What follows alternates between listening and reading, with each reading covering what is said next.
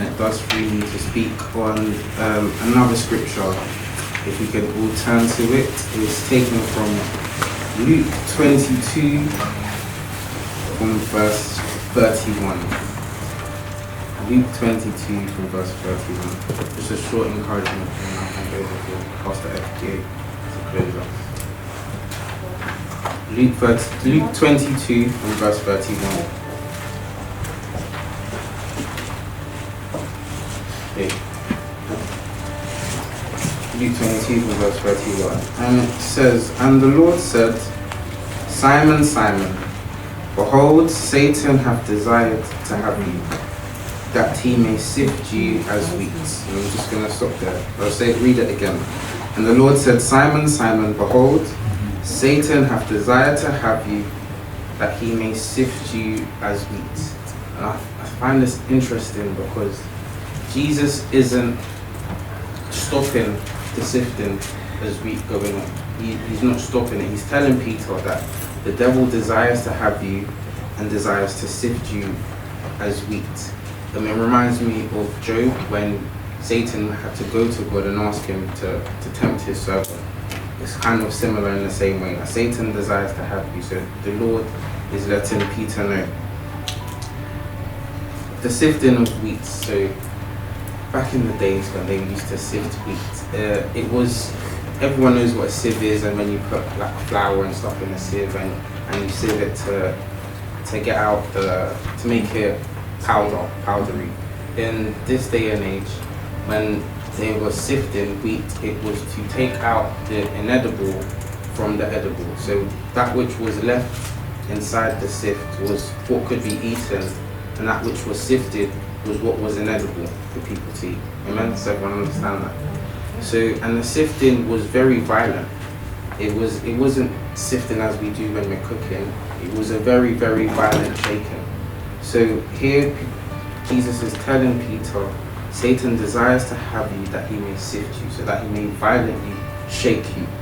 And verse 32 says, and this verse part just really blessed me. It says, "For I have prayed for thee."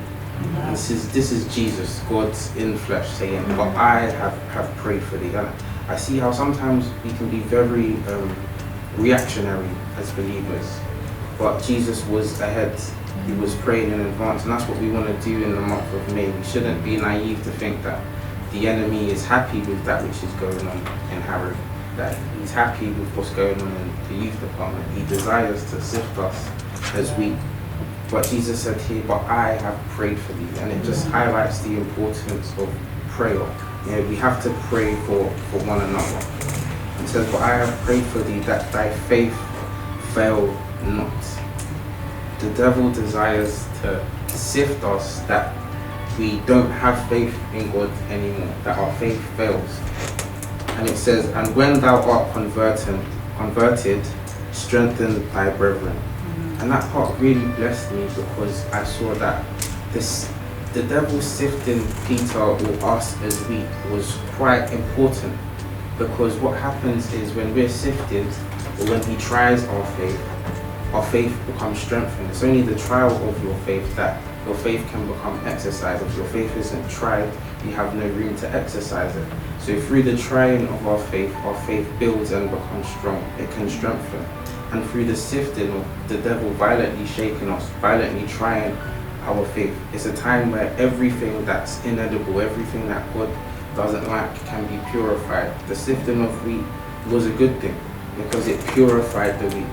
It took out that which was bad and made it, and left that which was good. And I see the sifting of wheat is important. And the last bit, because it says strengthen thy brethren, after the sifting of wheat, or after Peter was sifted, we know that as the scripture continues, his sifting was denying Jesus. And sometimes that's our own struggle, denying Jesus in our life. It made me think, Daniel, does your life deny Jesus? Does it deny him access? Does it deny him room? Does it deny his existence? And sometimes we go through that. Does your life deny Jesus? And I see how it says here, "When thou art converted, strengthen thy brethren." After the sifting of wheat, Peter then had responsibility. So that's why I saw it as important. After the sifting of wheat, Peter was then in a place to be responsible. I mean, Peter was the one that really led the church, that really was one of the founders and leaders who people looked up to in the church. But it was only after he was sifted, it was only after that which was inedible was sifted out, that he became able and was in a position to help, to strengthen brethren. So I see in this time, our faith will be tested. God is always reminding me that this is just the beginning. Many have done 40 years in the faith, many have done 50 years. This is just our beginning. And there will be a sifting of wheat, there will be a trying of faith. Maybe we're going through it, maybe we're just at the beginning of it, maybe it hasn't started yet. But we must pray for each other that our faith doesn't fail. Yeah? That when we are going through the trials, when we are going through the test, our faith doesn't fail. And that after it, that which was meant for evil will turn for good. That which is God doesn't like in us will be purified out, will be taken out. That which is left is edible. And that we can then be in a place of responsibility. It's after the trials of your faith, it's after the sifting, that we can be in a place to strengthen others.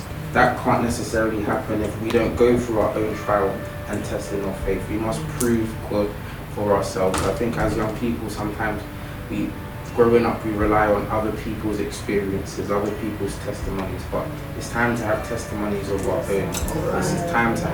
It's time for our faith to be tried, to be tested, that we can come out on the other side, edible, sweet aroma in God's nose. This is just my few words in Jesus.